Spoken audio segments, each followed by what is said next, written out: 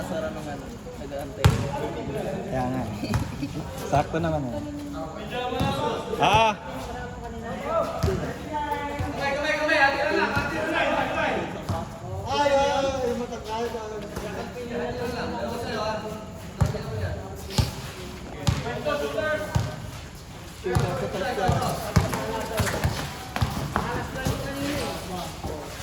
Di na rin kasi nakakalaro ulit eh. Nakatengge, naging babysitter ng ano eh.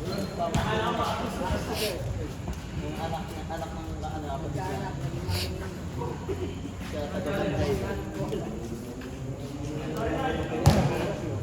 Patayin na yun. Alas 10 na ata. 10-1. Pag-shoot niya. Sakto niya pag-shoot niya.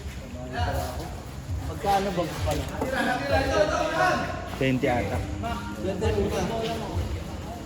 Tama eh. Nalagayan ko, nagsimon sa ihe. Ngayon lang nakuha kay Kabenes eh. Siguro, pang-iwan siya. Ang pang-iwan. Gusto mong ibalik? Ayan. Wag. Nilinisan ko. Hindi inuwi.